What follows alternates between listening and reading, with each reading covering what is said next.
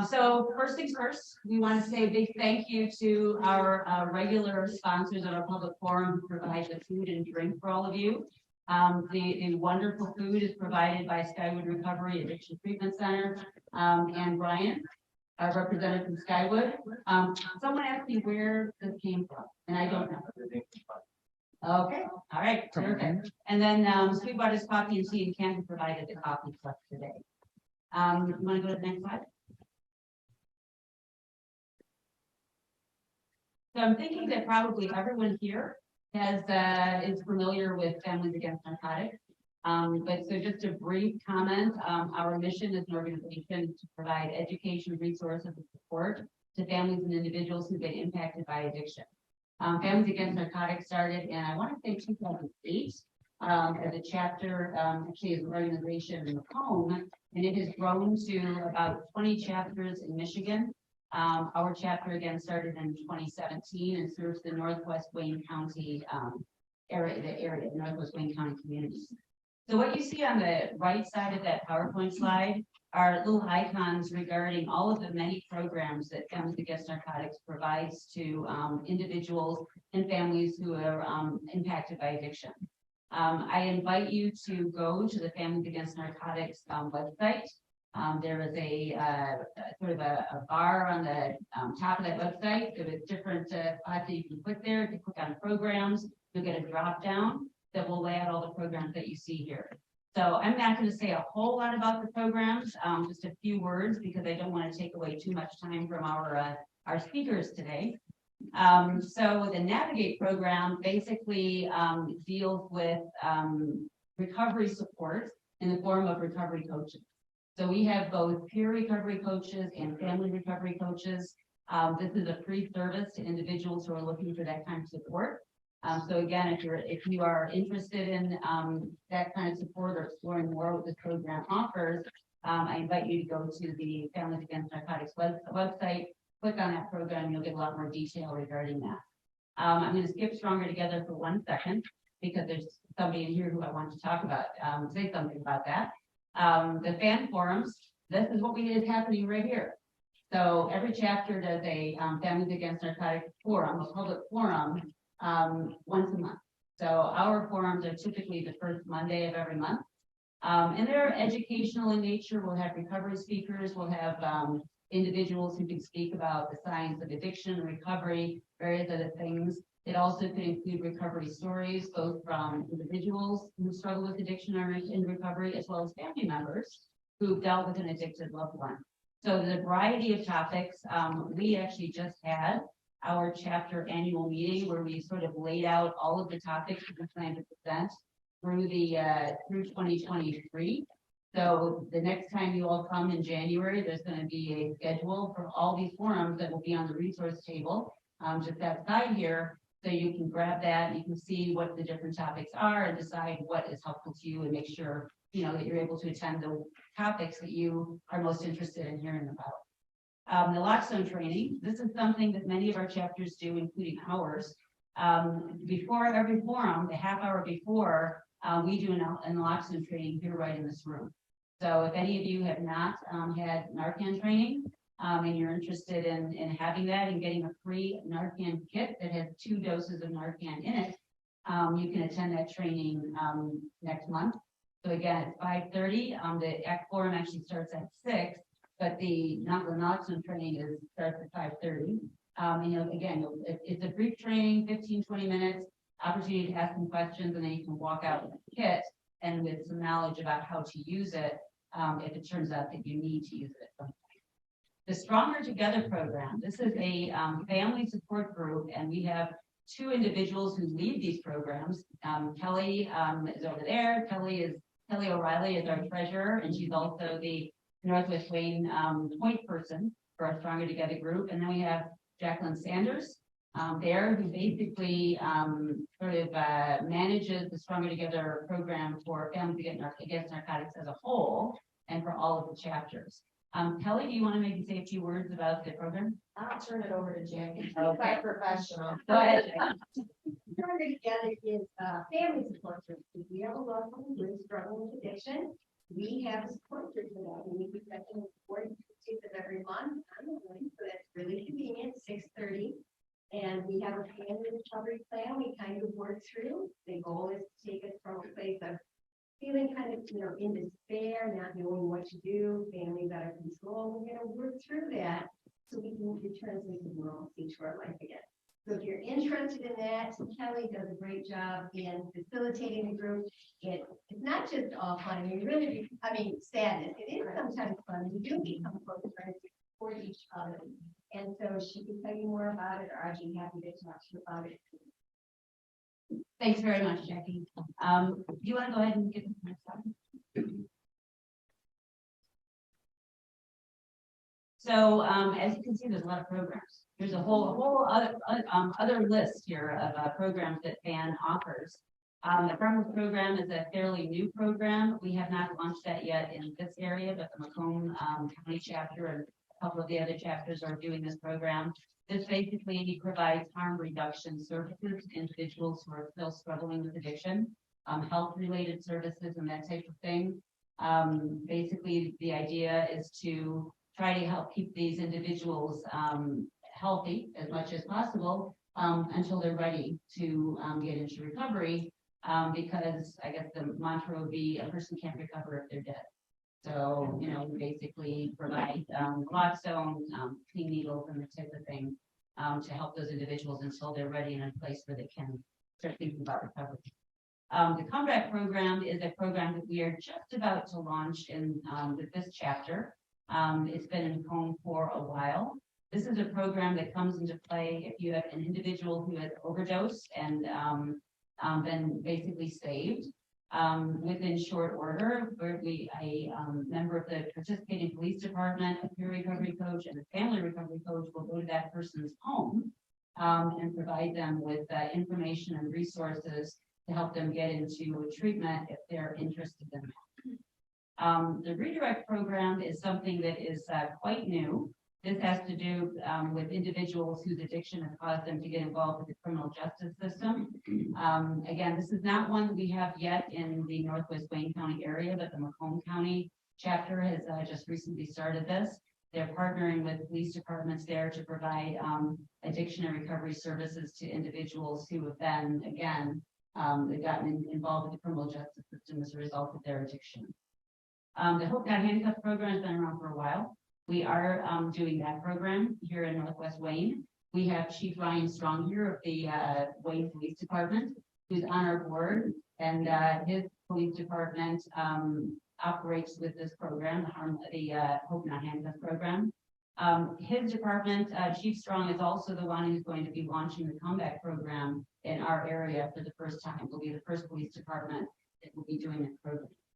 So the Hope Not Handcuffed program involves training people to serve in the capacity of what we call angels. We train them to be able to meet an individual who is in addiction but is seeking recovery, seeking treatment, to work with that individual to help them get into treatment. So they can either meet with that individual at the participating police stations, or the individual can go through the website, calling what's referred to as the Hope Line, in order to get the same type of services, but these angels will work with them to help them get into treatment. And then lastly, we have our sober living scholarships. So this is what a lot of our money goes to, providing scholarships to individuals who are just coming out of treatment, who can't otherwise afford to get into a recovery home. They don't have the money to do that. We partner with a certain number of recovery home organizations in our area. And I know that the Macomb County chapter and other chapters do this as well. We'll provide those individuals with 2 weeks, a 2-week scholarship that will essentially pay the fees for the recovery home for 2 weeks. And there's an opportunity possibly to get another 2 weeks if necessary. So this is for individuals who, again, don't have the financial resources to be able to pay for the recovery home themselves. There's an application that is accessible on the website that an individual can fill out seeking one of these sober living scholarships. So those are our many programs. I was going to say, should I ask for questions? Maybe not. Maybe not. so we can move on a little bit more quickly. Again, I refer you to the website, and if you do have any questions sort of after the program about the these different programs, so we can talk about it after the program. Okay. Jessica, you want to give the next slide? All right, so this slide is just basically giving information for those of you who are here in person. There is, and you saw as you came in, a resource table that has flyers and information that gives you pretty much everything that's already on this PowerPoint slide. This PowerPoint slide is largely for the individuals who are joining us through Zoom, so that they know how to reach out to us, because obviously if they're joining us on Zoom, they can't grab a flyer, they can't grab a pamphlet and to be able to contact us. So we have our email address on there. If you need resources, if you want information or support, you can always send an email to that email address, and somebody will quickly get back to you to help you with that. We have a Facebook page. You can see the address for it right there. We put all of our events, our public forums and other special events on the Facebook page. So if you, access our Facebook page, if you like our Facebook page, then you'll be able to see these as they come up. The different forums, the Stronger Together meetings, all of those things are on the Facebook page. We also have a YouTube channel. We record these forums and basically then put the forums onto the speaker portion of the forums onto our YouTube channel. So we have a whole bunch of forums on there, different topics that you could access basically by going to that address there. I guess, did it call it an address? That channel, NWA Fan, right, is the YouTube channel. And the last thing I wanted to note that's on this slide is a comment about our next forum. So I said earlier that all of our forums are the first Monday of every month. Well, that's usually true. However, the first Monday of January runs right into the holiday. I think it's like the day after New Year's Day. So we thought that it maybe would be wise to try to do a forum at that time. So we're going to the following. So our next forum is going to be on January 9th instead. If you go to the next slide. This is just a flyer for our next forum. So our January forum is going to be on forgiveness. So I'm kind of excited about that forum. We're going to have 4 speakers, 2 individuals in recovery, and 2 family members who struggled with a loved one who's been dealing with addiction. And for any of you who dealt with either of those things, I think that probably you all know that one of the biggest challenges that you face is how to forgive. Oftentimes, how to forgive yourself for not knowing what to do, or for not doing the right thing, or if you struggle with addiction yourself, forgiving yourself for things you might have done while in active addiction, and also forgiving, for family members, your addicted loved one, for some of the crazy stuff that goes on when a person is in active addiction. Okay, next one. All right, so at this point, I would like to introduce our speakers. So we have Stacy Dahl and her daughter Addie talking about book.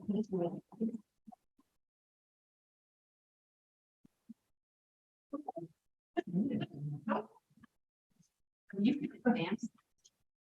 So this is just so that you can look at the next one. Oh, hold on one second. Just so that I figure you probably have memorized your Right. So when she's ready, tell me. Yeah, and I have to let her know when you want to get from there. So Jessica can- Hey.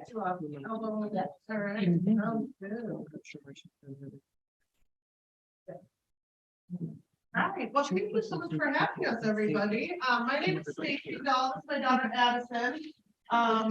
She is gonna speak here in just a little bit. We're gonna kind of go through my life history. I was born into a family of addicts. So I'm gonna kind of go through that piece of it, and then she has actually started something really cool out of all of that she's gonna talk about. So go ahead and switch slides there if you don't mind. So this is the beginning for me here. That's little me, 1982, 40 years ago. I was just a couple weeks ago. My mom and dad, he was a behemoth of a man. You can hardly tell in that photo there, but I don't remember a time where my dad wasn't about 400 pounds and 6'5". So but this is the normal part for me right here. My husband told me I was gonna cry, and I told him, no, I'm not. Here I go. My life is just a series of flashbacks, I feel like at this point. It's been 40 years of, I don't remember that, and then I do remember that, and, it's just, I actually have a blog, and that was part of my healing process. It was recommended to me to start a blog, 'cause I'm a writer. Even when my husband and I get in an argument, I write it down, right? So the blog has been really helpful for me, but part of that was, they said, what are you gonna name it? Because that's an important piece of your recovery. This is something you're gonna always go back to, and I really took some time to think about that, and Google some things, and, even now at 40 years old, I think to myself, I've always had to be two different people. And you'll see here in a second, I'm the oldest of 5 kids. I've always had to be two different people. I was the person that, I always had to carry the heavy load, because it was up to me, once things got bad, about 5 years from this photo, to hide all of that from the other kids. That was my biggest goal in my life, was to hide it from them. So I took it all on, just bring it to me. But at the same time, my mom, she was the one who was at all the events at school, pop popcorn every Friday, always put the smile on, never show anything's wrong, never play the victim, everything's fine. Don't let anybody know that, like what life at home really was about. So I was always like these two people. So I named my blog, My Shadow Walks Beside Me. So I always just felt like, who do I have to be today? What's going to happen when I get home from school? I was the kid who absolutely loved school. Take me to school 7 days a week, because there it was safe. It was, I didn't have to worry about, was I making mom mad, or, and you'll see as we go along in these slides, my mom was the violent one, my dad was the loving one. So it was quite the disconnect almost at home. You never knew what was going to happen that day. So if you ever get bored and want to really see my life story, check out that one.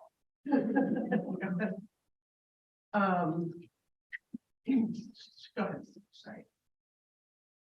So again, there's a picture of me and my dad. Like I said, he was the comforting one. He was the loving one. There I am. I'm the oldest of 5, as I said. So we ranged where every 4 years one of us came along. So I actually have a brother who is 24 years old.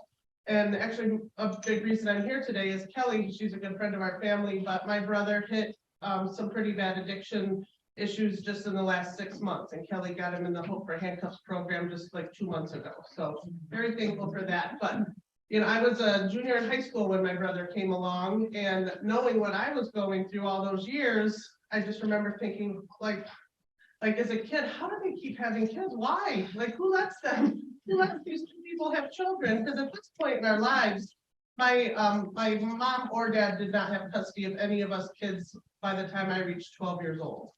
So it was, I just remember every single day just thinking how and why. I remember my grandma actually, so my mom's mom, my grandma pretty much raised me and the second to the oldest there, Ashley. And she worked at the high school that we went to, and she came up to me one day and she said, I just found out your mom's pregnant again. And I just remember standing in the hallway. I can only imagine what I really looked like, 40-year-old me looking back, but just screaming, why? And now I wouldn't trade the kid for anything in the world. But go ahead and advance one. So my saving grace was athletics. Everything I did revolved around that, because it was the one thing I could control and I was good at, and my mom couldn't take from me. She was, as I mentioned, she was the violent one.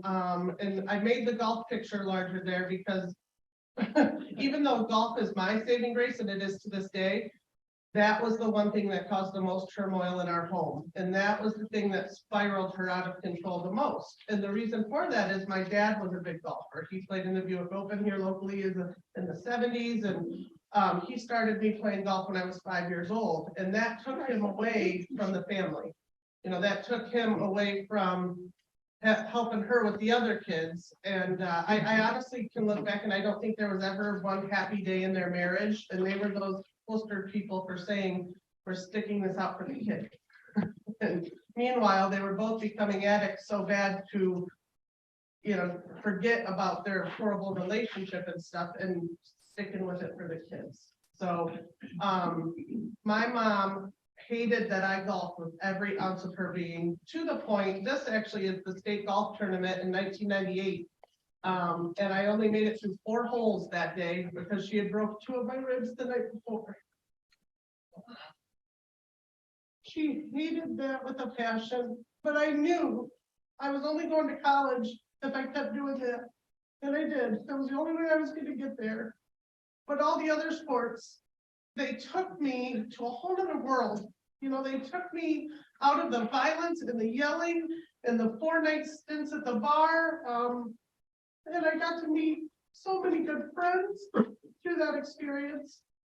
And the families, I honestly, it's funny, I look back now and I think how lucky I am, because even though my family was horrible, I was adopted by at least 5 families that are fantastic to this day. So, and that was all because of sports. So that was my saving grace. So I always encourage any kids going through something like this, and we do, once we talk about our nonprofit, you'll understand, we talk to kids quite a bit, is when you find something like that, that only you can control and nobody can take away from you, just dive into it with everything you got, because it's going to be your saving grace, you know, so. All right, so as most of you know, addiction plays a huge financial role in life too, right? So that first photo you saw where I was a baby, my dad was actually the manufacturing manager for a local car seat company, not baby car seats, but car seats, in Fenton there called Lear Seating, and had a fantastic job, made good money for that time. He was president of Local 524. We went on vacations all the time. And then again, about 5 years later is when my mom became addicted first, and I can't even tell you all of it. Alcohol was a daily thing in our house with her. But she was on pills and mostly prescription drugs and whatnot as well. And like I said, financially, it took a toll on us. So that Lobdell Lake Hotel is still a little 1-room motel right downtown Linden. And we lived there for about 3 years. 5 of us kids, 2 parents, in 1 room. Couldn't have even been 100 square feet. We each had a laundry basket, and Dad would leave every day. Right on the other side of this fence, on our side there is a bar. So perfect, right? So right there, they could be all day, and they would take turns going to the bar, walking right over the fence, and it was me to take care of the 5 kids.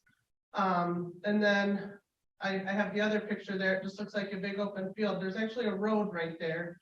It goes all the way back to a little private lake where we finally were able to rent a house when I was probably 14 years old.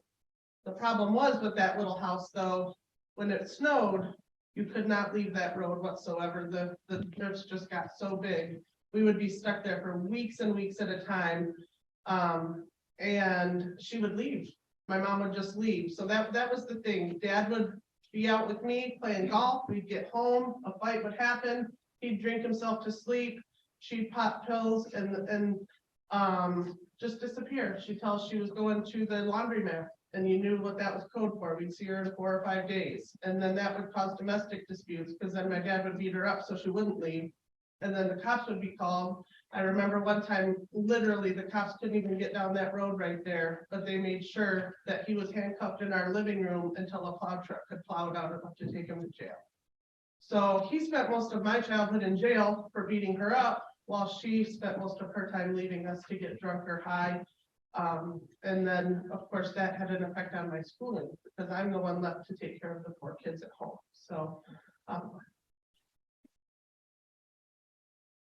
like I said, families adopted me, and I'm so grateful for them. This was my friend Corinne back in high school. Her parents took me on spring breaks to Clearwater Beach, Florida, and they took me up north on camping trips, and everything a kid should be experiencing, I did with that family. And to this day, they play a big role. Yeah, they do. But so hard to just look back and think that, you know, as a parent myself now, my parents should have been doing that. That's what they should have been doing. That's my graduation. Now, one of my parents were at that graduation. And I can't even fathom missing that for my kids. I can't even wrap my head around what that would be like. And skipping ahead just a little bit though, my mom is still very much in the same town as us and very much the same horrible person she's always been. Unfortunately, there wasn't programs like yours when I was younger. And even if there was, she's the type who wouldn't be there. It's not her fault. Nothing, she did it because of what my dad did to her. And so we had nobody backing us up to stop the cycle. Somebody to stop the cycle. And then at that age, I'm going to a dance and I'm going to all these high school things. And the whole time, my only thought process was, what's happening at home? Are they eating right now? Are they hiding in the bedroom right now? And I felt so guilty leaving those kids when I could do stuff like this. But I'm thankful I had families like the Moriartys right there to encourage me to do that and let me sleep over at their house and whatnot. But the guilt that I carry to this day of leaving those poor kids at home when I didn't know what was going to happen to them is so strong. And I just, it's just that power of addiction, man. And right now, I don't know that my mom is on anything. I honestly haven't spoken to her in many years, but she's still very much the victim. She's the victim. Everybody else is not. So just the toxicity of that, I've had to pull my family away from that. But go ahead.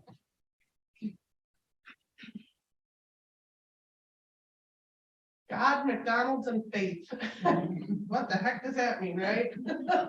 So when I was 14 years old, in that little motel, Lobdell Lake Hotel, there was a McDonald's that opened in the gas station 2 doors down.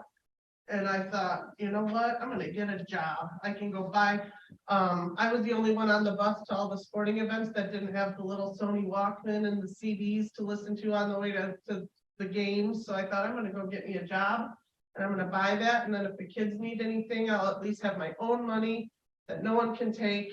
And so I did. And my first paycheck worked just like that. I remember getting it and my grandma took me to the bank and I cashed it and I could get whatever I needed, whatever the kids needed. It was great. And then the second paycheck comes along, and at the street over at the very end of the street's a bank. And my dad met me at the bank, and he said, "We're gonna need your money this week to buy food for the kids and stuff like that." So that was the very first instance of my check going away. And then I quickly learned that every 2 weeks, that check wasn't mine. It had to go to the family to take care of the family. And the woman there in that first picture in the bottom right, she was my manager at McDonald's, and she could quickly sense something was a little off. I was always walking home. I was walking to work. I was, constantly asking if any food left over at the end of the night. Can I take it home to my sisters? Can I take, I got a little brother at home, and she was quickly sensing things. So she stepped in. That's my youngest sister there at the very bottom of that picture. My ex-husband up to the top left, and of course me up to the top right. And then the rest are all Barb and her family.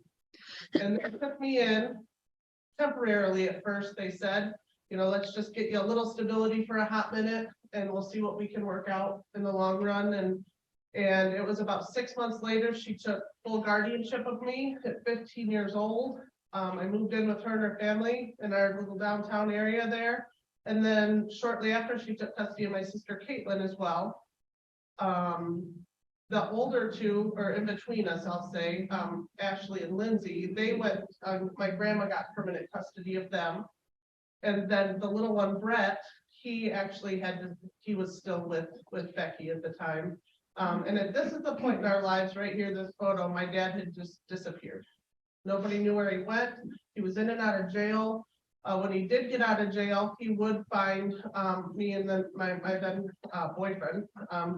He would find us and ask us for money religiously. So it got to a point I almost hid from him. If I knew he was in jail, it was ironically the calmest part of my life. If I knew he was gone. And then of course, when the minute the phone rings and it's, hey, I just need $20 this time, it's just $20. And And I was like, oh gosh, what are we gonna do? So he disappeared at this point, and I did absolutely nothing to find him. I will be the first to admit it. And then my mom had gotten with a man who was very, very violent. And Brett was 1 year old at this time, my little brother.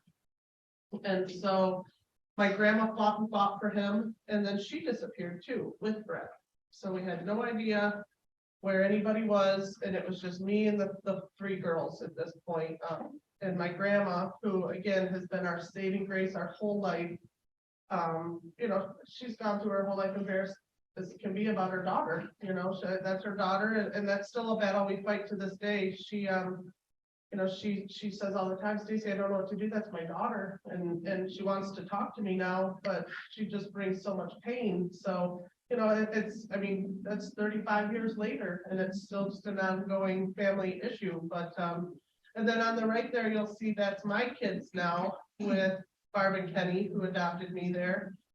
That's who they consider their maternal grandparents. So that, like, those type of relationships are what has saved us and, you know, helped.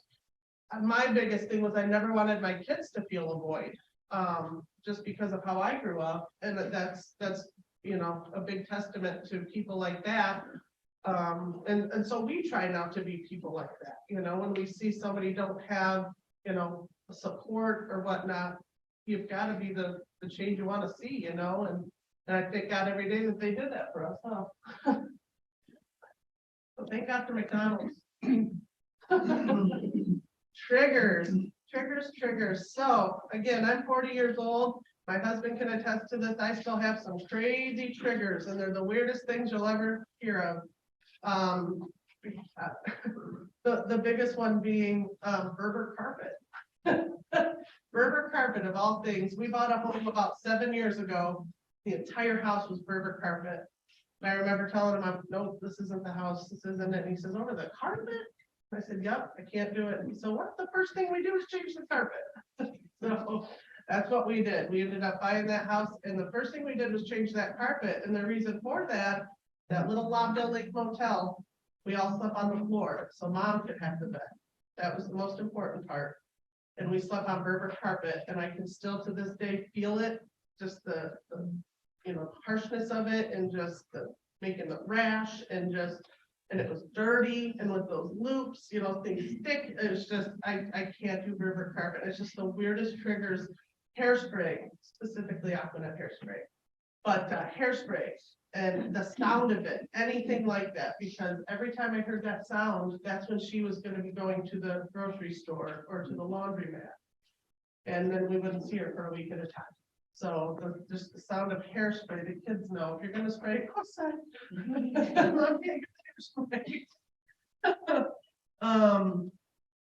Microwave foods, believe it or not. So we lived on and we can only have anything you could cook in a microwave. You know, that's all we had in a hotel room. So it was ramen noodles. And ironically, to this point, we actually just did this the other night at home, because every once in a while you want that. I don't know if I just need that reminder of where I came from, or it's more of a comfort thing for me, but it was always ramen noodles. And on a week we might have had a little bit extra money, it would be add the cream of mushroom soup to it. So it was a different kind of meal. You know, it's the steakums. While everyone else was having steak or this or that, we had the microwave steakums and stuff like that. So to this day, it's that the microwave food kind of sends me into a little spiral. And I will be lying to you if I said when I drive by a laundromat, I don't shiver, because that's where, you know, we never had laundry services. Obviously, we'd go to a laundromat, and I think more fights between my mom and dad happened in the middle of a laundromat than they did anywhere else. And I've seen my dad arrested from a laundromat more than I've seen him arrested anywhere else. And it was, you know, I don't know if it was just you know, the tension between them came out at the laundromat or what it was, but it's just those little triggers. And then it was always, she would leave from the laundromat to go get high with her friends. And you know, we come from a very small town. We live in Linden.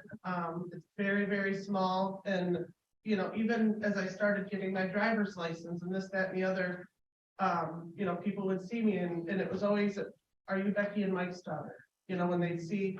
Unfortunately, my dad grew up very privileged. He grew up in his dad was the only doctor in our town. he was, but he made it his life's mission to piss his dad off. So if his dad wanted him to go to the Navy, he went to the Army. If his dad wanted him to do this, he did the opposite. So he never had a relationship with his parents while we were, once he had kids of his own. So never knew our grandparents. But, going from the Hurd, my maiden name was Hurd, and that name held so much power with our grandparents. And then to see my mom and dad just totally demolish it, And it's funny, I look at the police officer here because I remember the first time I ever got pulled over in town and handed the officer my license. He said, are you Becky's daughter? And I just said, nope. I have no idea what you're talking about. But to that effect also, I'm thankful for law enforcement in general, just because I was never afraid of law enforcement. They were, when I saw those lights coming, it was, they were bringing peace. I knew someone was going to jail, and that kills you as a kid to see somebody, somebody you love go to jail, but it also brought the peace. It was, even if it meant just for overnight, they were just gonna hold one of them overnight. It was, no one's gonna fight tonight, unless it was my dad that went, and then my mom, so it was our fault. But just those, like I said, as an adult, my husband, bless his heart, my ex-husband, bless his heart, they both had to deal with a crazy lady with triggers. It's one of those things that just, I don't think will ever go away, but finding ways like groups like this, just to be able to cope with those things and get through them has been key for me, and how I parent my kids too. That's always been a huge part of it for me. Like, I don't want to bring any of that stuff into how I raise my own kids. So this is a picture there of me, very postpartum, and then that's my ex-husband to the left of me there, and that's all my siblings, and then my oldest two kids, the little one in the red there and the little guy, were our kids at that point. So this is how our household looked for many, many years. And that was, so once I turned 17, I know I told you guys my grandma had custody of my two older sisters underneath me there, and then there's Caitlin and Brett again. When I turned 17 years old, a judge gave me custody of all four of them. And mainly the reason for that was my grandparents still worked a lot. My grandpa was a tradesman at GM. My grandma was our, again, local custodian at work and whatnot, or at the high school. And so they worked a lot. And another saving grace for me is my ex-husband and his family. My ex-in-laws there who were still they actually love my husband more than me. But they, I again was the only way I could go to college was through sports. So I was given an opportunity to walk on the Arizona State golf team back then, and I couldn't do it because I got 4 kids. I was 17 with 4 kids. What am I going to do? So my ex-in-laws and Jason and I were just dating at the time, went and petitioned the court for full custody of the 4 little ones. So they actually took all of them in, and then I went out of state, and I had to come back to have some back surgery. But they took care of them, and to this day, they are closer to them than anybody really, right? And so who I'm talking about now is my daughter's grandparents. So, so again, it's just those families just come into your life. You have no idea the impact they're going to make on you until, I mean, if it wasn't for them, all of those kids would have been split up, and that was my main motivation my whole life. I could have went to a teacher any day of the week. I could have went to that teacher and said, my mom beat me up last night, or I could have went to my coach and said that, but my worry every single day of my life was we're going to be split up. And then what if I don't know where they go? Everyone wants the cute little kids. What's going to happen to the teenagers? What we're all going to be split up. I have no idea where we're going to go. So you just shut up, you brunt the load, you put your smile on, and nobody knows. And I have people I'm pretty close to from high school to this day that say we had no idea. A couple of them say we saw you down at that motel, but what I would tell people was my uncle owned it. It was right on the lake. So I'd say, oh, my uncle owns it. I just go there after school to hang out. So, I mean, to this day, they're like, we had no idea any of that was going on. And that golf picture I showed you, that was the day that everything changed because my coach caught it. She knew exactly what was going on, and I told her, and it was from that day on the cops were involved, and all the guardianship and keep them all together. What are we gonna do happen? So again, oh, go ahead, yeah. So I think I mentioned my dad, was always the loving one. He was never violent towards us. He was violent towards our mom, never laid a finger on us. He was the only one to tell us he loved us. He, every day he would say that, whereas our mom, everything was our fault. So we all kind of gravitated more towards dad. So when he disappeared, while it was that relief that for me, and that's the other big part of my life. So all of us, being 4 years apart, we all remember totally different things. I had to take on the load. I have my sister right underneath me who has very different memories because she lived with grandma mostly. That's the most that she remembers is living with grandma where things were okay. And to this day, me and her have kind of a rocky relationship because to her it was I play the victim. Whenever I share our story, it's me playing the victim. It's not, it's I don't know why you got to talk like that. I don't know why you got to share that and stuff like that. So that's another important piece of this puzzle because fast forward 10 years, I hadn't seen my dad in 10 years. I honestly would have bet my life he had passed away. Nobody had heard from him. He hadn't borrowed money from anybody. He wasn't in no jail. I checked every jail I could think of. I checked every hospital I could think of. He's been gone about a decade now. So about 8 years ago, I get a letter from the Indiana Veterans Home, and it says, your dad is living here. He's very ill, and he wants to make amends with his family. And I'm thinking, I just remember getting this letter and I just dropped it. Because I'm thinking, what do I even do with this? Do I open Pandora's box again? Do I even, what does this even mean? At this point, gosh, 3 of them were adults. Brett was the only one that was still under 18 years old at the time. I'm thinking, what do I even do with this? So again, I had to tell myself they're all adults now. They have kids of their own, I said, I'm gonna at least let them know. I don't know what I'm gonna do yet. I don't know if I even want to go down there. But I let all my siblings know, and they were down there faster than I could probably even have started my own vehicle. So then there's Stacy again, feeling like the jerk, but I just went through way more than they did, and I just had to take time to process that. And it was my oldest daughter right there in the Michigan State shirt, actually, that said, Mom, I don't even really remember Grandpa. She had met him at one point. Addie had never met him. He didn't even know she was a thing. No.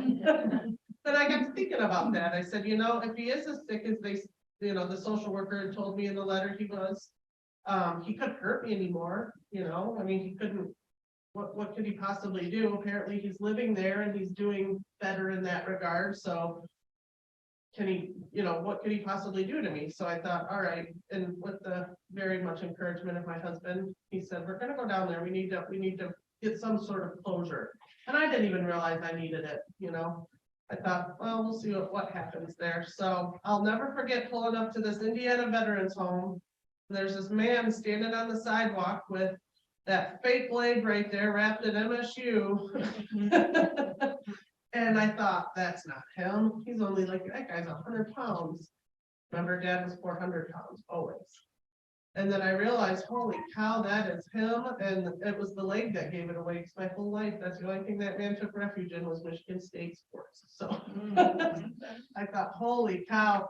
And everybody jumps out of the car and I just sat there. I'm like, I don't know what do I say to this man? What do I even do? And I couldn't even get a word out before he just started crying and apologized for everything he's ever done. He'd owned everything he'd ever done. And I think the first hour of that day was just crying and I remember looking at my husband and I said, that's all the closure I ever needed. I just needed one of them to own it. I needed one of them to own that and tell me it wasn't because of me or it wasn't my fault.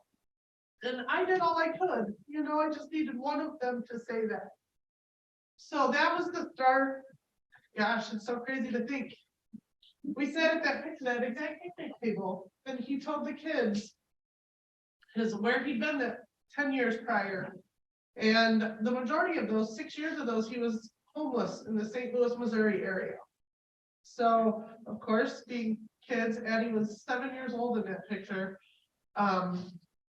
They're curious, well, because we live near Flint, so we drive by homeless people all the time, and I'll be the first to admit with our crazy family schedule.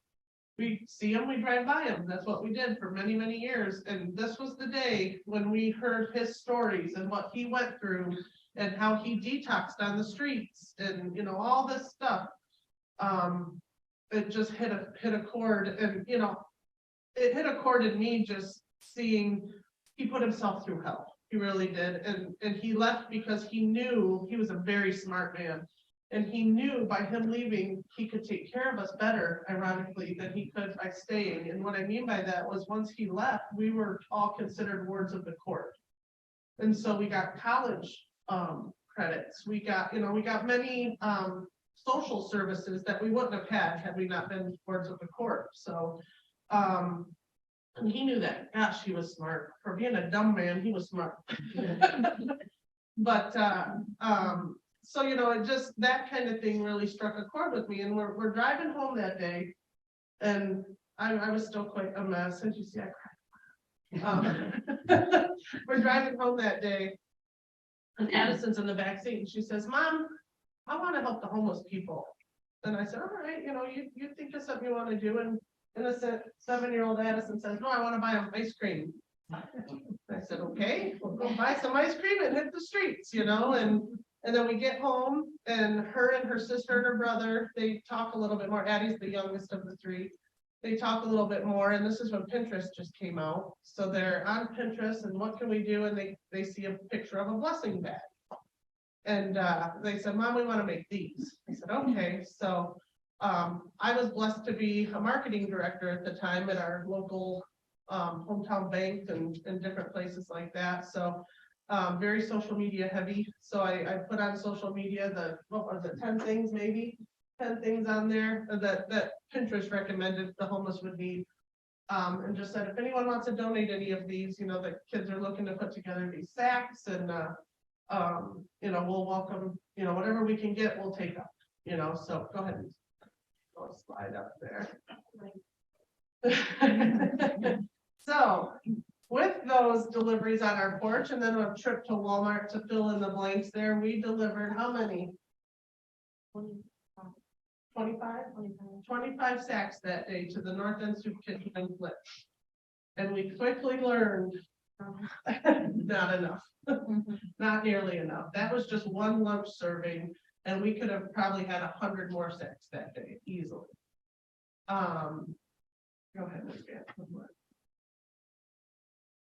Yeah, so you'll see there, that's Sheridan, that's Addie's oldest sister. She actually goes to Saginaw Valley State and has a chapter of Snuggle Sacks on campus. Jackson there in the middle just turned 18, and he's our logistics dude, we call him. I'm the momager of this operation. So Jackson, he would take, so we try to partner with every shelter in the state of Michigan. And I might be getting ahead of myself here, but why don't you explain what Snuggle Sacks is first? Snuggle Sacks is just homeless surviving kits. We do more than just that. We have tiny pantries where we stock them with all the full-size items we get. We do Job placement services, help find places for others to stay. So we work a lot with every shelter in the state of Michigan. We partner with every shelter, and the goal is, first of all, for the sacks, they have about 40 items in it. What's in a sack? Travel-sized toiletries, hats, gloves, blankets, socks, a couple ramen noodles, some snacks, little snacky items that can last them a week. Give them a thing of coffee, chapstick, hand warmers. Yeah, so every sack, when we first started, that first delivery we just showed you had about 20 items in a sack, and now we're at about 40. And that is largely in part to Grandpa teaching us what he would have needed out there, and really just teaching us the mental capacity of a homeless person. Like, as you probably know, they know the petty crimes to commit, to be like, if it's going to be the polar vortex outside, they know the petty crimes to commit to just be able to spend a week in jail. Or, stuff like that. So we've learned a lot along the way. It was never our intention for this to blow up as it was. We're a very busy family as it was, and we thought, let's just go spread some happiness to some homeless people once or twice. But every day we get home, there was more stuff on the porch, and more stuff on the porch, and it was just a matter of, okay, we just gotta go buy 100 blankets and whatnot. And then, the aunts and the uncles we have a lot of adopted aunts and uncles in our family, clearly. Let's get them on the radio, let's get them in the newspaper, let's get them, and before we knew it, there were people calling into the radio station to pay to have them be a nonprofit and all this stuff. So this was, you'll see in those photos there, that's our warehouse. It's our first warehouse. We're actually in a different one now. We've outgrown that one. But that is actually the Today Show setting up in our warehouse. Addie and her grandpa right there, the bottom right, my dad, were on the Today Show, and that was about 6 months before he passed away. So you'll remember that letter I got from the Indiana Veterans Home. They told us he had about 6 months to live, and we actually got him for 4 years. So the closure that brought, I can't even begin to explain. And then the relationship, he might not have been a very good dad. He might not have been able to take care of us. But I'll tell you what, the grandpa that my kids got out of that deal is the best gift I could ever be given, because they only know the good guy. And that's all I would want them to know. So, but that was a really, so if you're ever bored again and you just Google Snuggle Sacks Today Show, you'll see the whole segment. But they actually brought grandpa in from Indiana by train to be on that show with her. And it's just that, like I said, just to be able to see something so positive come out of that horrible childhood and all those experiences. And that was the piece I think my dad needed before passing away as well. So, that closure has just been, I just have no words for it, just absolutely priceless. I didn't even realize how bad I needed it myself, so. Go ahead, might be. So now I'm gonna have Addie explain, so Snuggle Sacks, how many sacks a month do you do right now? 1,500. About 1,500 a month. And how we set that up, because it's gotten to be bigger than us, obviously, but the need is there. We can't keep up with street outreach on our own anymore. We have an insane battalion, I'll say, of volunteers that pick up some of that street outreach for us in the bigger counties like Wayne, Livingston. We're big in Shiawassee County and Clinton County, and of course Genesee County where we live.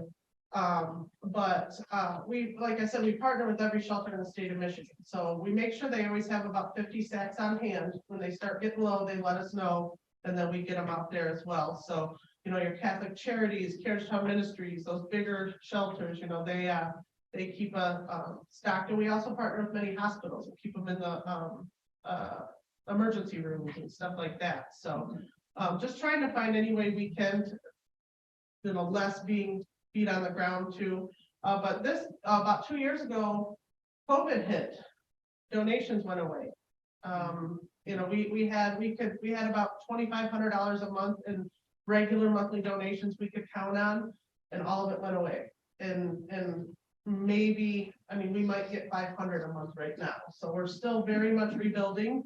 There were many tiered nights that we just wouldn't be able to do it anymore. And, Andy and I had to have the talk with the kids, like, never be sad that we have to end this, but at this point we're putting all of our money into it and we can't be homeless either. So, but the amount of people you've helped is something to be proud of. And, and then we were blessed. As I said, we outgrew one of our warehouses there and we got a new one, right? Right downtown at the stoplight. So we had this idea to Start a store. start a boutique, because we're not busy enough. We're gonna open a store now. But that store has been your saving grace, hasn't it? Yes. Yes. So what is your store called? Giving Grace Boutique.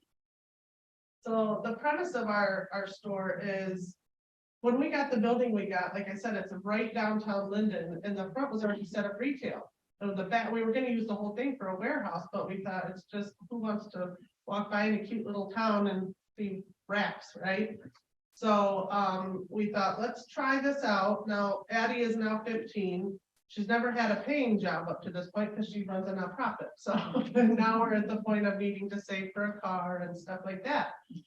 So we opened the store, so she could be on payroll, her and her brother and sister. When they're working at the store, they're on payroll. But other than that, all proceeds of that store run the nonprofit out of the back. So while they're there, if the store's slow, they're in the back assembling sacks or, you know, whatever that might need to be done back there. So they have volunteers in. So Sheridan, like I said, she's up at college. So she runs all of our social media, email, website, you name anything remote she can do, she does. Jackson, again, is our logistics guy. He takes the orders from the shelters, lets us know what we need each month, and that in turn goes to Abby, because she's the only one left at home to organize volunteers. So if she needs 300 sacks this week, she knows we need to do probably 3 volunteer nights that week. And then I mean, gosh, what kind of groups do you have come in?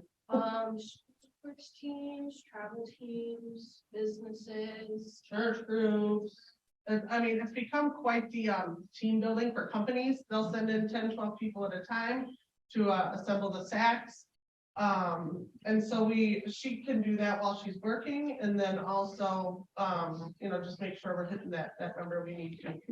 So, my dad was with us along the way for all of this. He was, when he passed away, we went and cleaned his room out at the Indiana Veterans Home, and if there was 30 shirts in his closet, 20 were Michigan State and 10 were Snuggle Sacks.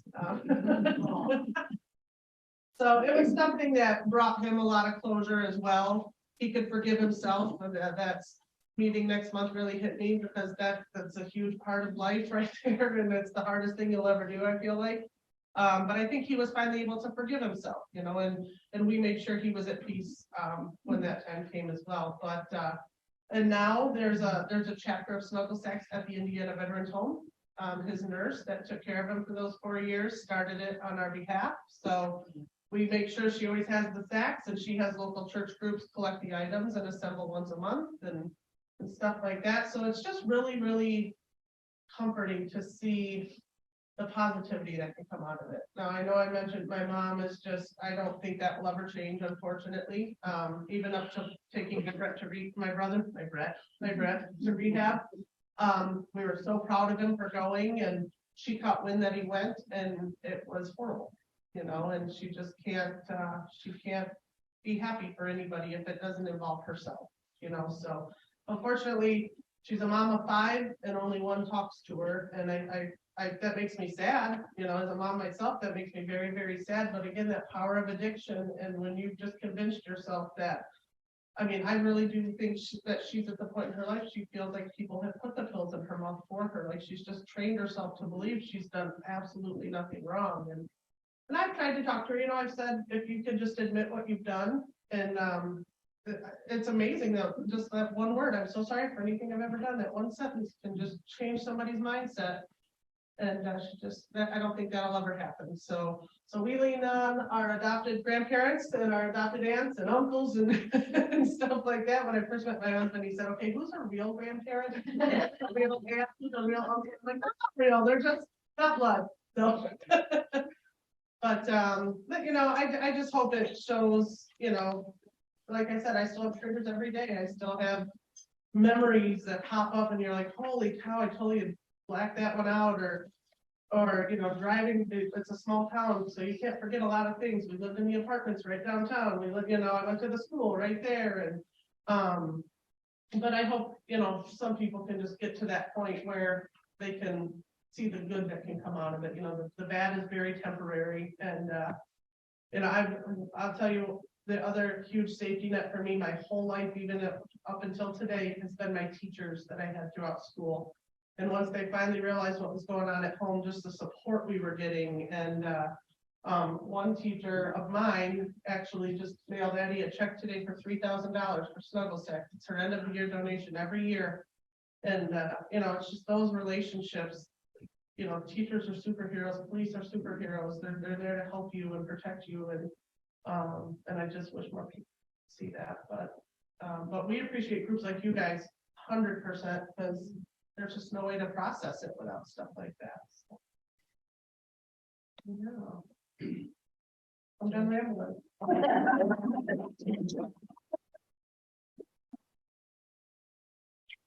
You want me to take any questions if anybody has one? I actually have a question. Yeah, what you What got? do you sell at the store? What's that? What do you sell at the store? I spent all my money there. Gift items, we have a different section for like kids, women, men. What are the- A home theater, honestly, like a lot of little, I'm actually a realtor, so she has all kinds of cool like cups with zip codes and pillows with the zip codes and stuff like that, so I can call her anytime. I have a closing in such and such city, make me a basket. Wow. But we've had a ton of support, local, she's been part of every chamber of commerce for 8 years now, so I mean, you know, the monetary donations have really slowed down, but we could tell if we're out of socks, and before we know it, there's 10 businesses through the chamber doing a sock drive, or, you know, that kind of thing, so that's what really keeps us going. Never need socks. We never need socks. She's actually been very blessed to be, this girl's a world traveler at this point also, I will say. She's been on the board of directors for a company called Kid Box. They're a kids clothing subscription company. And their premise is for every box kept by a customer, full box, they donate to a kid in need. So she was gifted $10,000 in free kids clothes just a couple years ago, and our local mall donated an empty store space to us. And she set up, instead of going to the shelters and just handing out clothes, you know, she's like, Mom, a lot of these kids have never been able to go shopping, right? So she set up a store, like we got the sizes from the shelters beforehand. And when the kids got there, they could pick out their own clothes and backpack, and a restaurant in the mall provided lunch to them that day. And so they had a mall experience. And then I forgot where I was going with that. You've done all kinds of stuff. She's been all over the world for this. So it's just been really cool. The life lessons just my kids have learned in this nonprofit world are priceless. You know, you can't put a price tag on the stuff they've learned. So now they run a business, so. And Addie, how old are you? I'm 15. It's Almost amazing. 16. It is amazing, the leadership experience and business experience that you've gotten at 15 years old. It's just It's incredible. pretty cool to see. It really is. Yeah. Stacy, do you have any other advice for children that may be in your situation if they were to see this? Any other advice than follow something you love, like a sport? Get help, honestly. You know, I think it's funny. I think, you know, at the beginning I said they were sticking it out for the kids and how horrible that was for us. They were doing nothing but hurt us. And then you got me, who's almost repeating that, because I'm not telling a soul what's happening because I don't want us to be split up. But I think about that a lot. Like they're, you know, things could have got better for them maybe a lot sooner had I not had that mentality and I actually went to somebody about it. So that's just one of those what ifs. But like I said, teachers, police officers, anybody, you know, I mean, my brother, we actually got custody of him when he was 2, and he stayed with us till he was 13 when she found a loophole in the courts and got him back.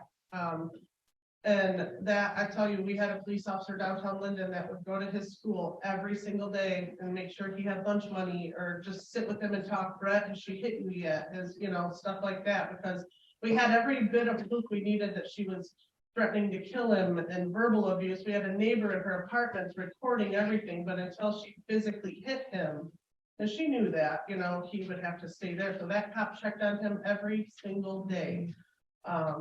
And I'll always be thankful for that. But, you know, it's just seek help for sure. You know, it can, there's processes. If they can keep kids together, they sure as heck do it. So, you know. Great advice, great advice.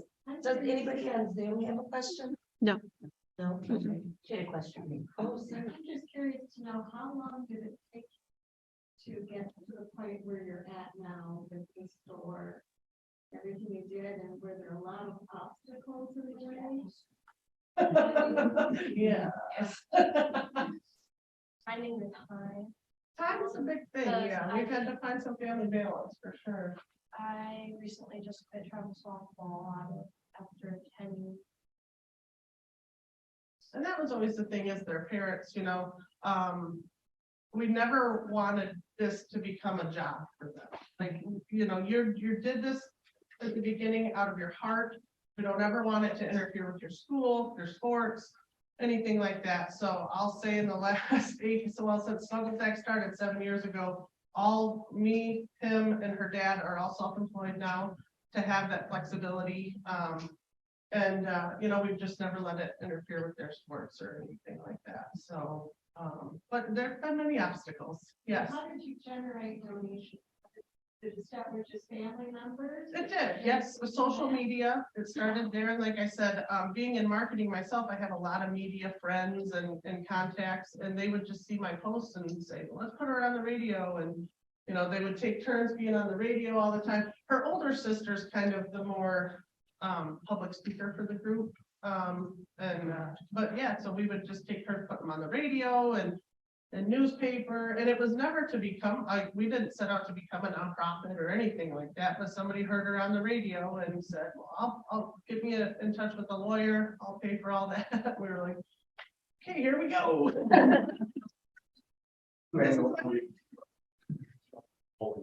Yeah, we have fundraisers out there. We have a huge golf outing that's got a lot of traction now. We do a big bowling fundraiser. And those kind of keep us going throughout the year. And we've got to a point where we just have to realize we're doing what we can. It's okay to tell the shelter, we can only give you 20 this week, or, we've just got to work with what we have, especially since 2020, that was the turning point year for us. So the items we purchased online and sent to us. Yeah. So I don't want to grab your sorry. Amazon store setup. And you can just order whatever you want on there. It ships right to our warehouse. You can bring them here and here the first Monday. Yeah, there's a list. Snugglesacks.org is the website, and it's got the full list of everything that goes in them, and we try to keep that. And what about buying stores, whatever? Oh, yeah. We're getting a website set up for the store right now, but like she posts, well, her sister posts on Facebook every day the new products we have come in, and we have a lot of people that just say, will you ship it to us? Okay, So, that's what I was. yeah, absolutely, yeah. I'd like to, if you don't mind me saying this, I would like to commend you and especially for the courage that you're showing all of us tonight that can overcome. Thank you. That's what I say, I think sometimes it just helps to know people have been there, it's like I said, I grew up in Linden, and it's a very affluent town, nobody's, you don't think anybody's homeless there, you don't think anybody's hard pressed or anything, so, if it just helps one person, to know that it's not all roses, so. It doesn't have to be addiction so much, it can be depression, anxiety, other kinds Absolutely. of problems that people face. Mhm. You inspired me and everybody in this room, Thank you. just by what you went through, your experience in your life. Thank you, I appreciate that very much. Thank you. Stacy, you said, that the items in the store are posted on Facebook by Addie, but where on Facebook? Do you have does Snuggle Sacks have a Facebook? Yes, there's actually a separate page for Snuggle Sacks, resources for the homeless, it's called, Yeah, and a separate page for Giving Grace Boutique. okay, Yeah. yeah. And the social media is run by teenagers, so it's interactive. Yeah. Give What it, did it say? Giving Grace Boutique. It's, The well, we Facebook. actually, Giving Grace, we post every item that we have coming in, we post stuff in the town that's coming up. We have stuff that we do in the store, we have just Santa. Contests, events, Yeah. yeah. We try to keep it as retail based as possible, and then that's the fun part though. Every customer that comes in, we get to explain, we have a case with a Snuggle Sack that's assembled, so they can see everything you buy here just keeps this going. That's just our main, it's just a way for us to keep constant cash coming in to buy the materials we need. So, yeah. We've met a lot of awesome homeless people, and I think that's Jackson, my son, really took to the advocacy end of things, because there's that stigma, if you're homeless, you're just lazy, you don't want to work, and gosh, we met some cool people that have just, oh man, one guy, just lost his wife and daughter in a car accident. It was a big wig for GM, and just depression, done, didn't want to do anything, stopped paying all the bills, lost the house. And then once that happens, the downward spiral is unreal. Like you know, say you become homeless and then your driver's license expires, you can't go apply for a job until you get that new license. Well, when you're homeless, where's your birth certificate? Where's your social security? You know, where's those vital documents that you need? And then they can't get them, and they don't have a mailbox to order one to have it sent to. And so it's just this downward spiral to climb out of. So like on the advocacy end, we, you know, spent some time in Lansing trying to advocate for, like in Flint, for example, have one PO box per 10 homeless people, so they at least have somewhere to get mail. And then maybe we can get them out of the hole and get a job, or, you know, stuff like that. So gosh, we have just learned a ton. I would have never thought making sacks 7 years ago would turn into what it has. Stacy, I would just like to say, kind of echo Maria's thoughts here. Your courage to get up here and share your heart, and it was so felt by each and every one of us here, unlike we've ever really experienced, I think, before. And it's been so long, but it was like yesterday. Right, That's kind of how right. it came across to me anyway. Yeah. And I feel like that just takes great courage, because so many of us have such a difficult time talking about, you know, what's behind closed doors, right? Like, it's not easy to do that. And I hear, you know, Kelly asked the same question that I was going to ask. We have, as a chapter board, we're doing a lot of work with a lot of the school districts here, and we're bringing some big events in which we need to have support. And one of the things we're talking about is, what about the Stacys that are going to be sitting in the audience, and how do we provide support? And I hear you saying, you know, just tell them to go get help, but for the kid who thinks that my dad's going to clobber me if I say, Absolutely. or my mom is going to, what is really the best way to do that? And You know, I think if I went back to 15-year-old me, I think I would, and I don't even know that it would work, but I feel like I would make it, because my mom's first, what she would do to us was, she knew the only thing we took refuge in was our grandma. Like, she was our lifeline, and so what she would do is, we weren't allowed to see her anymore. But grandma, working for the schools, knew all the principals and knew all, you know, so she would sneak into our classrooms and see us. So I think you know, what I would do is, again, go find that police officer, or go find that teacher and explain to them, I can't go home after I tell you this. Something like, you know, I'm scared to death, or something, you know, you can't go right to her because I'm gonna probably be killed tonight. And if, you know, it's like, a plan's gotta be in place, you know, and I'm sure they changed that. Back then, it was, like I said, my mom was she popped popcorn every Friday. She was PTA president. Nobody would have believed me, you know? And then the minute it was like Jekyll and Hyde, the minute we got home, I'll never forget the night she was hitting me and broke those 2 ribs. She was beating, I'm bleeding, and the phone rings, and she goes, "Hi, how are you?" Like, and I just remember staring at her thinking, there's something so wrong. Like, something is disconnected here, or you know, just, I was scared to death of her. But I think just making sure that person, and you're not just going to them and saying, my mom's hurting me or whatever, just saying, like, how bad it is, you know? And like I said, I don't even know that would work, but I think maybe setting that precedent up front would have been more helpful. And unfortunately, me trying not to save, you know, I felt as a 15-year-old, I had to save them. I was the only one to save them. And I think I just prolonged it a little bit for them by doing that, but.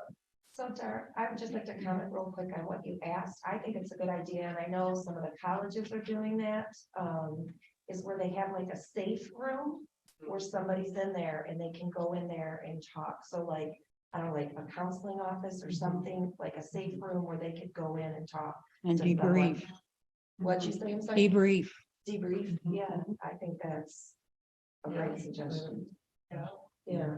And I hear like, a lot of things these days, like, what did I hear just the other day? An angel cut, like there's like the word angel is like a code word now. Like somebody goes in to get an angel cut, and it means call the authorities, or, you know, something's wrong and get me away from that person who brought me in. Or at a bar, an angel shot, you know, that means don't let me go sit back at that table with them, or, you know, stuff like that. So I think it's evolved a lot more than I'm getting old. Uh, So it's evolved a lot more than that, but you know, I cherish my brothers and sisters, like they're more like, and that's the other thing, we've gone through some tumultuous times ourselves because I've never been able to be their sister. I've always had to be their mom or, you know, and once they hit teenage years and stuff, they resented me for that. Like there was a lot of counseling we've had to do just on our own. And, you know, I'm really happy we're all in a good place now and we're now more the, we have to stick together. You know, we don't have to say mom and dad, we have to stick together type of sibling group now. And like Brett, he went through rehab at the one in Waterford he got him into, and now he lives with Lindsay and he's doing much better. He got his driver's license back. And Lindsay is on him every darn day, you know, just trying to keep him on the straight and narrow. And I think the things he's now accomplishing, because he lived with my mom before going to rehab, and the day I dropped him off at rehab, he turned around and he said, I can't do this. And I said, you have to do it. You know, he'd been arrested for meth back in July. I said, buddy, you have to do it. It's the only option we have now. And he turned around and said, I'm gonna prove mom wrong. And they took him, and I just thought to myself, what a crazy life to check yourself into rehab and that's your motivation to prove your mom wrong. There was just so much wrong to that statement to me, but at the same time, that's always, you know, the better we do for ourselves. And I thanked her for that. You know, we've all done very well for ourselves. And I've actually thanked her to her face for that. I said, you taught us everything we don't want to be.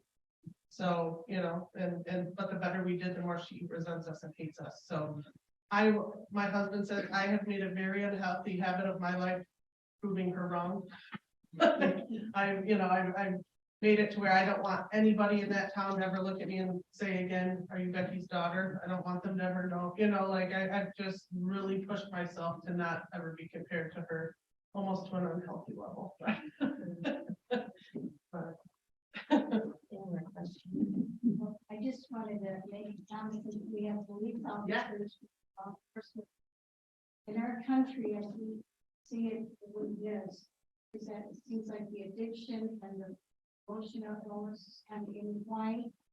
And with law enforcement, I see them battling out there, trying to understand when they approach your families, what situation is in the home.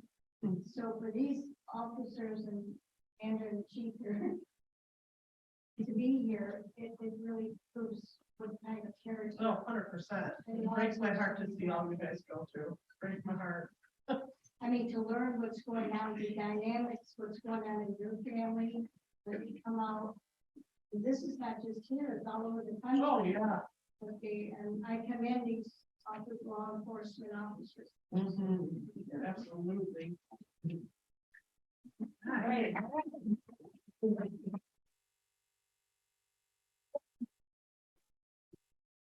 All right, thank you so much. And I think I'm feel like echoing what everybody else has said. Your story, Stacy, is amazing.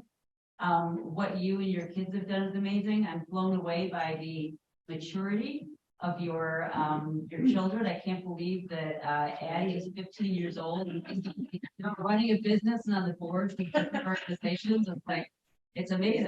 I think your kids are going to continue to do amazing things. Chaperones. They're gonna follow in mom's footsteps, Yeah. right? So we have a tradition with our fan chapter, and actually it's not just our fan chapter, it's sort of all fan chapters, of going around the room and making very brief introductions. Part of what that does is sort of help everyone here know about the different types of people who are affected by addiction and also the people who care, which I think can make a big difference. So we're going to go ahead and do that. And we're just talking about something brief, you know, just like your name and maybe what brings you to this meeting. And if you don't want to do it and you want to pass, that's totally fine. But I think so. We'll just kind of begin right here. If you want to maybe just stand up and you know, speak somewhat loudly. Since we are getting My name is Cindy, and I'm in Westland, and my 42, actually she's 43 now, year-old daughter. Welcome. We haven't talked in a year. She's a mess. But I had to call the police on her a year ago because she started getting very violent with me, punching me, and I have to commend because the Westland Police, when I called, told them I didn't want her going to jail. I wanted her to go to rehab. And the police officer said that's what the judge would probably order. But what happened was, I didn't know she had a bench warrant out for her arrest in Livonia. So when they came to get her, she had to go to Livonia, and then they sent her to jail. She eventually did go to rehab, she left, and that's that. So now I'm the worst mother in the world. I called the police on my only daughter. And so yeah, so she's dead. Anyway, but I thank the police officers immensely. You'd be a great fit for our Stronger Together group. Yeah, I was gonna say, first of all, boy, do we understand, and none of us think you're a terrible mother. And I would encourage you to explore our Stronger Together group, because the support that you all share in this group are twice a month, right? The second and fourth Tuesday of every month for our chapter. But other chapters have online ones as well, so there's lots of options, lots of scheduling options. Okay, I'm Ann, and I'm here, got a 41-year-old son. He hasn't had his license since he was 21, and, yeah, I'm a terrible mom, you know, I did everything, you know. And I know, because I do go to Al-Anon now, and I've come to these groups for 5 years now, so, yeah, I just know that it's a bad disease, and I just pray for him every day. That's all I can do. Well done. Hi everyone, my name is Melissa Daub. I am the Wayne County Commissioner for Plymouth and Canton. I was invited here to, listen and learn about the organization. And I want to learn how I can help as being an elected official. I also have personal experience with addiction. My son's father was addicted to various drugs and alcohol. And so I haven't been a part of any sort of recovery group or anything. So I haven't really explored that. I haven't had any contact with him in many years. So, personally, I'm glad to be here and so that I can about that part of my life. Thank you. This is also a member of our advisory. Yes. I'm Dara Cockrum, and I am the vice president of this Northwest Wayne chapter. And I know that as a mom, it doesn't matter if your son or daughter is abusing drugs or alcohol. I think anytime our kids do something that's not where we want them to be, we feel like we're the most terrible mothers because our kids will tell us those things. But I'm here to tell you, just like Lauren said, you are not, and you are not alone. And the biggest thing that I am so grateful for you ladies being here and being bold enough to share those stories, because I know that they're not easy. But we volunteer, our board volunteers to be here. And the biggest thing we want to relay to all of you is that you matter. Your children matter. There is hope in recovery, and we are here for you. So please share with your family members and your loved ones. Please come back, because it's, without you being here, it's kind of like we're just doing this for nothing, and we really want to make a difference. And we have amazing community leaders in the room that they have a whole team of people, at the state level, that they can help us. We can't change anything unless we're vocal about what we're doing. So I thank you from the bottom of my heart for being here. Thank you.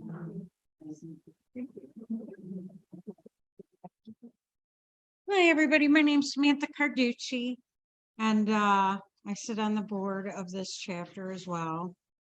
And I want to say thank you so much for having the courage to talk about. We just had our annual meeting, and part of what I was saying is that these kids, because we're about to present to 6,000 children, And my immediate thought, because I've been the mother and I've been the daughter. So your story, thank you so much for being honest and real. And my biggest concern was, what are we gonna do for all the kids that are gonna sit in that school and they're not gonna tell us, right?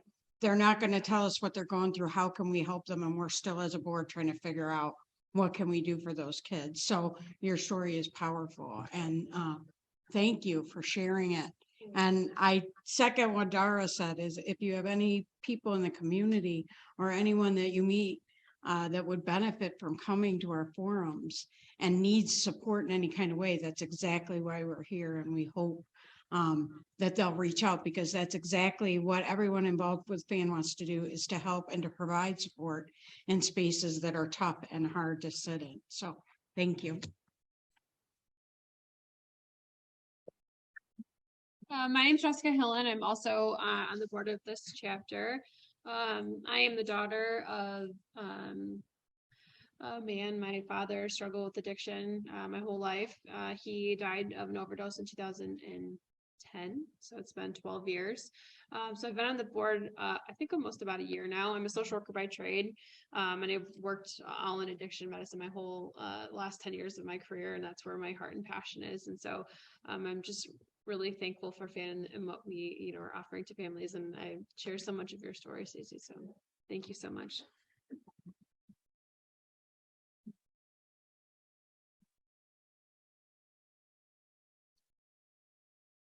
Well, Kelly O'Reilly, I'm the treasurer of our Northwest Lane chapter. I co-facilitate with Jackie Sanders here, our Stronger Together groups. My daughter's been struggling with a substance use disorder now for about 12 years. I have had temporary custody of my grandchildren due to my daughter's substance use disorder. I'm here to help. I'm here to stop the stigma, and please come and back.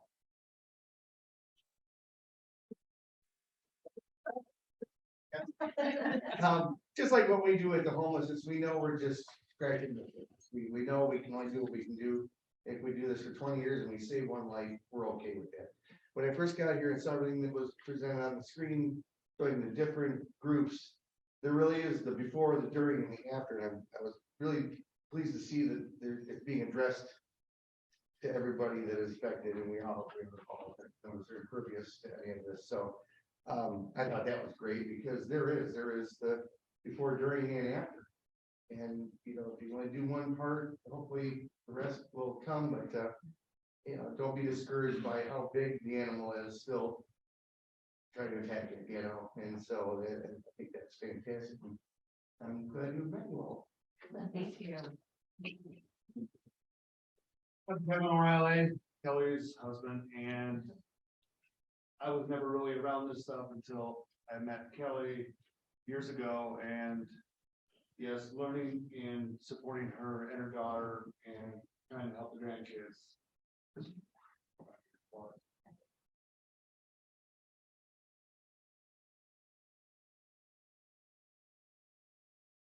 I don't want my back to anybody, hold on.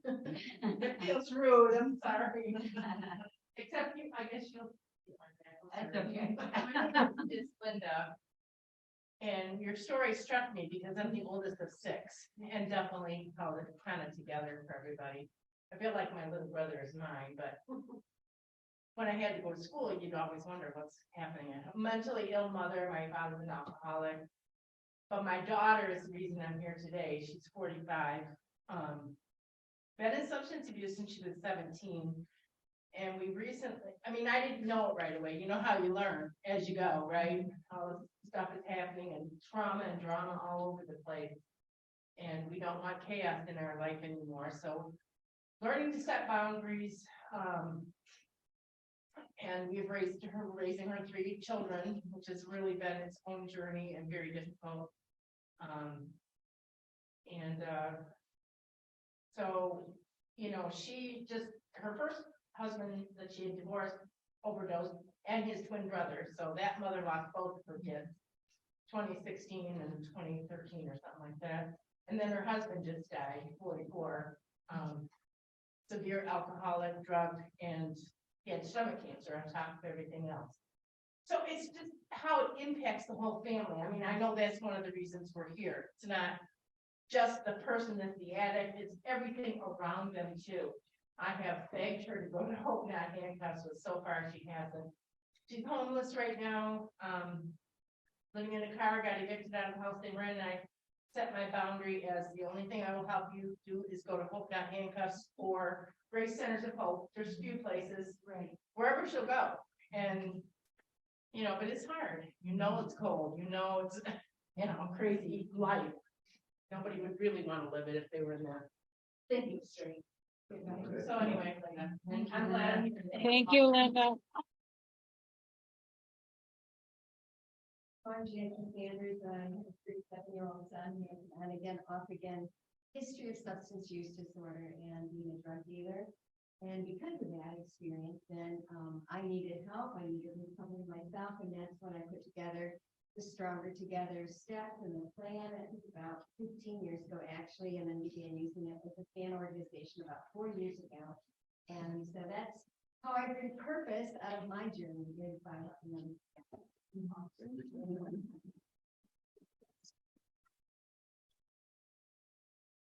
I'm Patty, my first time here. Welcome, Patty. My son's it had a little over 15 years. But I too have a daughter now, which I didn't even think of any of that. Here. But it's good, because I need to address that also. You're important, but I'm mainly here. My son just got out of Brighton Extension 2 weeks ago. So, but it's not his first time in center. So he's staying with us right now, and I just want to learn how to navigate to try to help him the best. So that's why I'm here. Holding on to hope.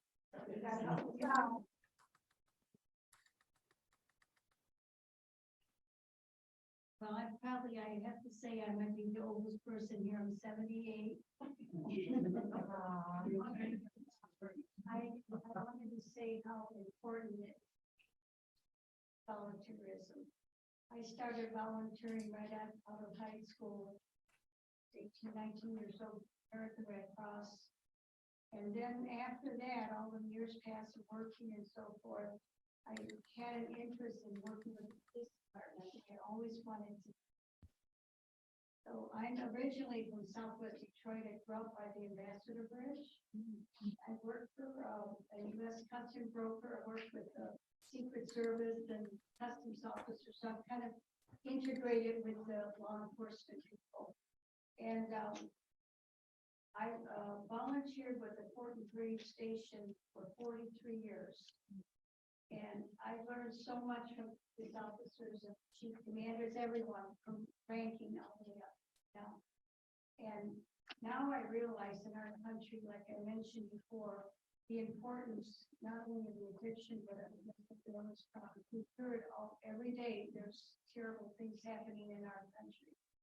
And I feel pride joining a group like this to volunteer and do whatever I can, regardless of my age. I'm going to try to do whatever is necessary to help people here.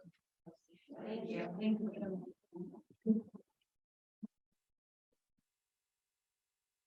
Good evening. My name is Ryan Starr. I'm with the City of Wayne. I've been there for 23 years. I'm here for a few different reasons, but one of them is I'm very proud to be a member of the law enforcement.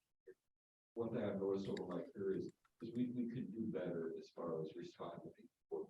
So I think we made great strides just the past 2 or 3 years, but there's still work to do. Like the combat for us.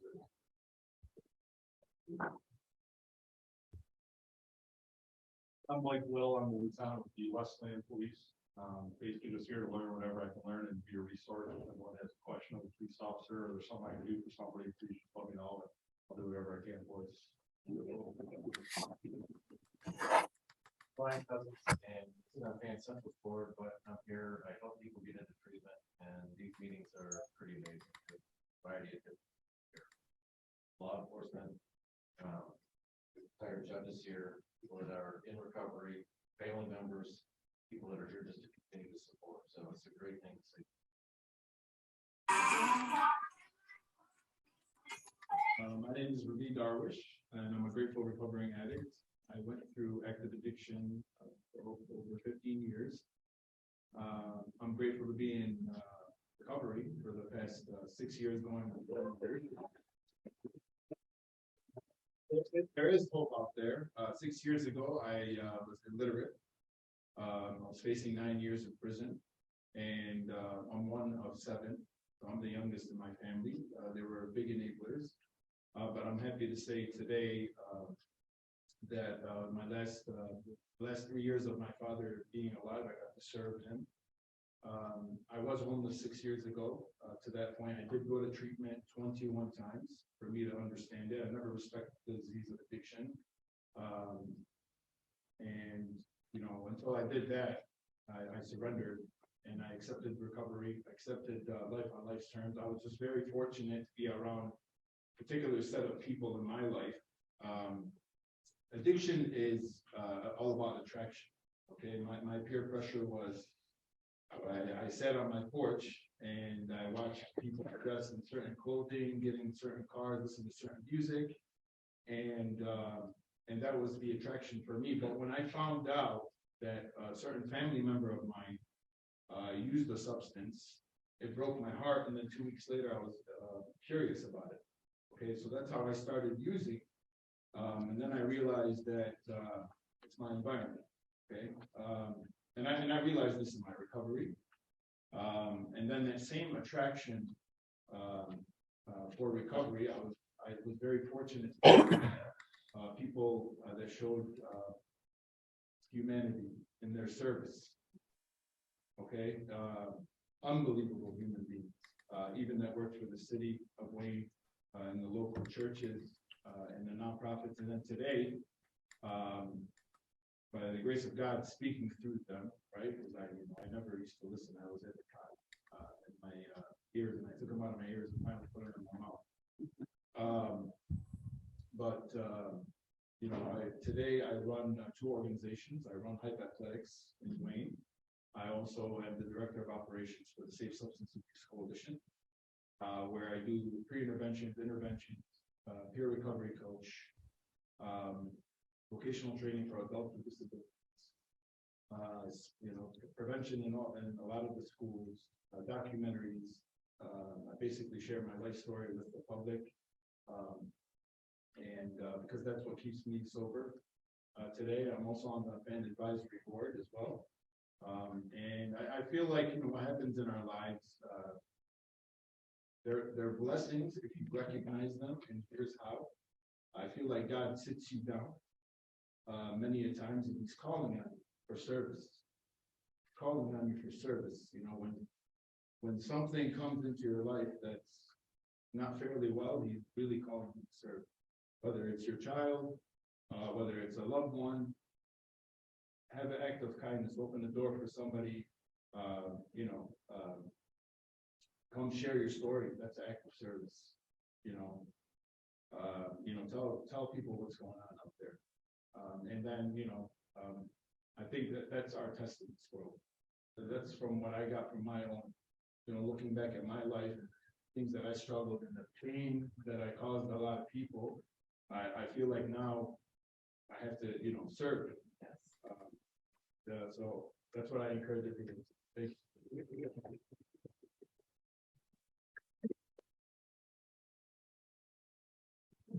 Hi, my name is Leslie. This is my first time here. A friend of mine told me there was going to be a meeting here, and I wasn't even sure I wanted to come out here.